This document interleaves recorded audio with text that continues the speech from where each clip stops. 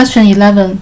Selected information from a company's comparative income statement and balance sheet is presented below. Selected income statement data for the year ended 31st August. Selected balance sheet data for the year ended 31st August. The cash collected from customers in 2019 is closest to. Cash collected from customers equals revenues minus increase in accounts receivable.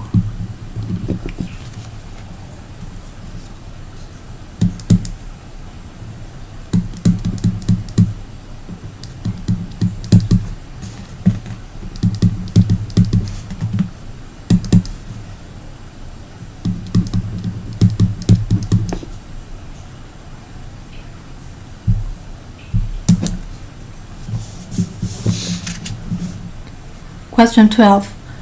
The following information applies to a capital asset of a company.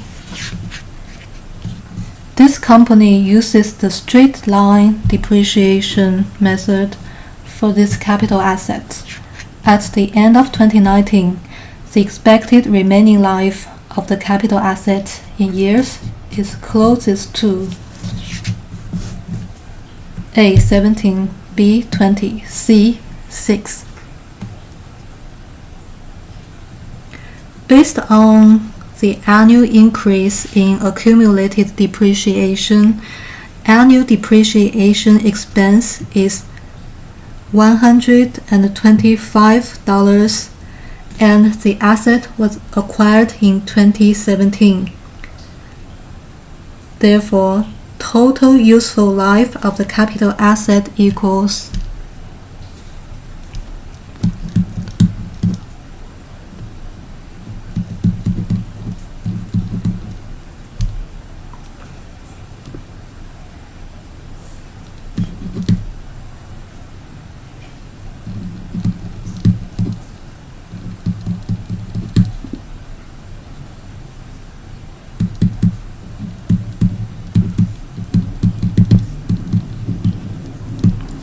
20 years. Remaining useful life 3 years later equals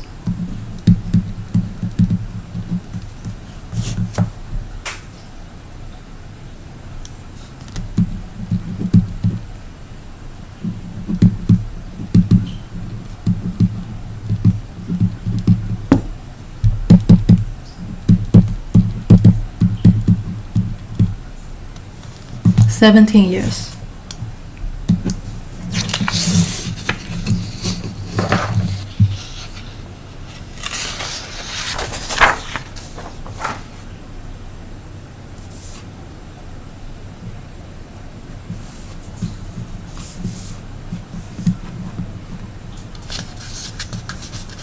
Question 13.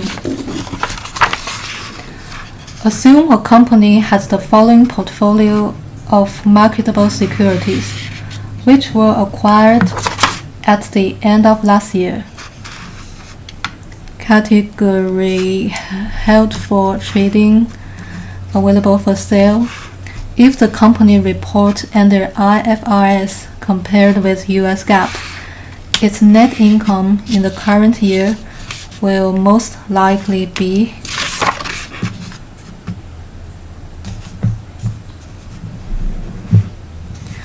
whether securities are classified as held for trading or available for sale. They are measured at their fair value on the balance sheet. All gains or losses on held for trading securities are reported on the income statements, whereas the unrealized gains or losses on available for sale securities are reported in equity. This treatment is the same for both IFRS and US GAAP reporting.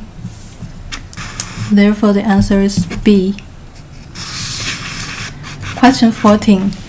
The convergence of global accounting standards has advanced to a degree that the Securities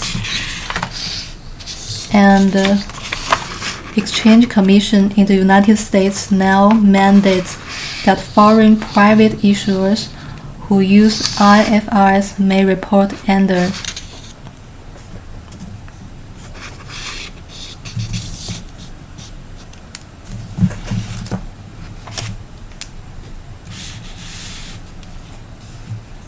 Historically, the Securities and Exchange Commission required reconciliation for foreign private issuers that did not prepare financial statements in accordance with U.S. GAAP. However, the reconciliation requirement was eliminated as of 2008 for companies that prepared their financial statements under IFRS. Therefore, answer is B.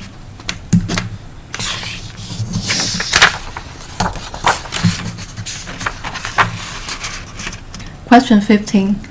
Which of the following statements is most accurate about the responsibilities of an auditor for a publicly traded firm in the United States? The auditor must A. Ensure that the financial statements are free from error, fraud, or illegal acts. B. State that the financial statements are prepared according to generally accepted accounting principles. C. Express an opinion about the effectiveness of the company's internal control systems. For a publicly traded firm in the United States, the auditor must express an opinion as to whether the company's internal control system is in accordance with the Public Accounting Oversight Board.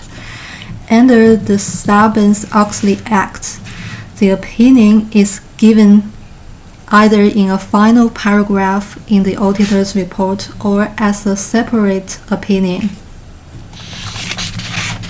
Therefore, the answer is C. Express an opinion about the effectiveness of the company's internal control systems.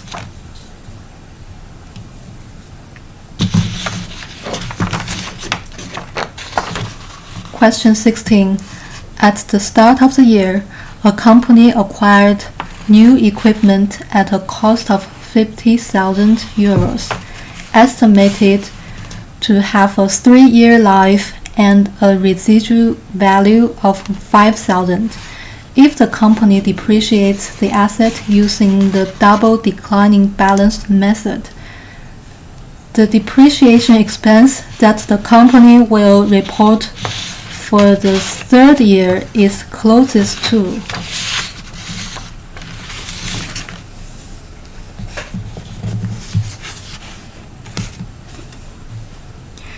Under the double declining balance method, the depreciation rate is 2 times straight line rate. The straight line rate is 1/3 years, 33.3%. So the double declining rate is 66.6% or 2/3 depreciation rate per year. But the asset should not be depreciated below its assumed residual value in any year.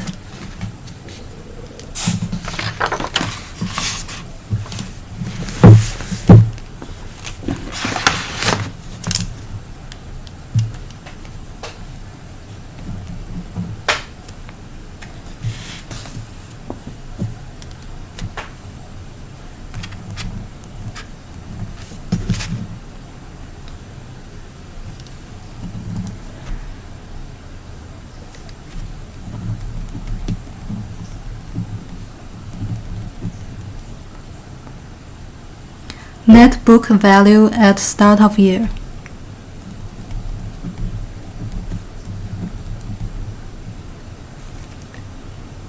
Depreciation.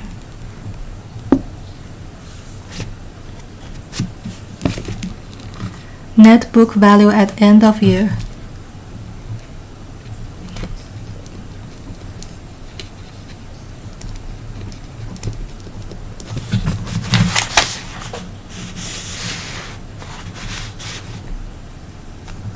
year 1, our net book value is 50,000. Depreciation is 33,333. Net book value at end of year is therefore 16,667. Year 2, start value 16667. Depreciations 11111. So book value at the end of year is 5,555. Year 3, start value 5,555. Depreciation, net book value is 5,000 at the end of year.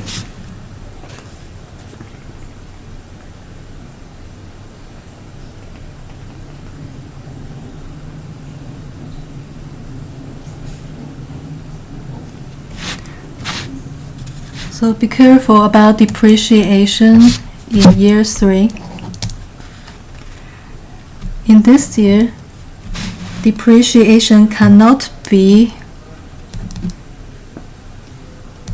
2/3 of 5,555, which is 3,705. Because that would reduce book value to less than the estimated 5,000 euros.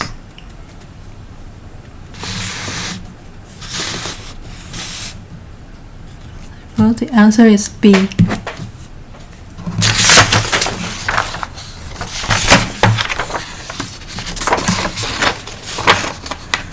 Question 17.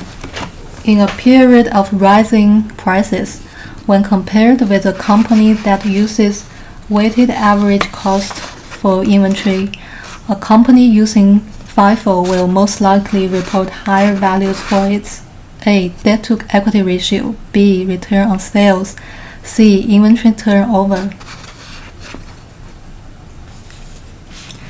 In periods of rising prices, FIFO results in a higher inventory value and a lower cost of goods sold, and thus a higher net income. The higher net income increases return on sales. The higher reported net income also increases retained earnings and thus results in a lower debt-to-equity ratio, not a higher one. The combination of higher inventory and lower cost of goods sold decreases inventory turnover.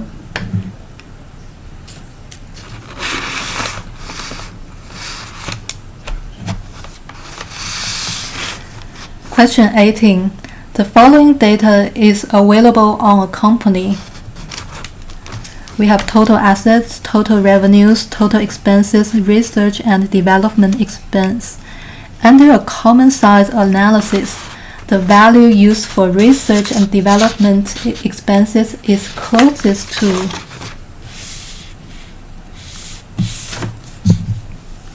the appropriate base for a common size income statement is revenue. As such, the value used for research and development expenses is $12 million divided by 282 million times 100 equals 4.25%.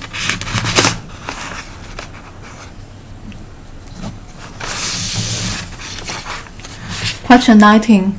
Which of the following statements is most accurate? A. Accrued revenue arises when a company receives cash prior to earning the revenue. B. Accrued expenses arise when a company incurs expenses that have not yet been paid as of the end of the accounting period. C. A valuation adjustment for an asset converts its historical cost to its depreciated value. The statement about accrued expenses is correct. A valuation adjustment for an asset converts its historical cost to current market value. Accrued revenue arises when revenue has been earned but not yet received. Therefore, the answer is B.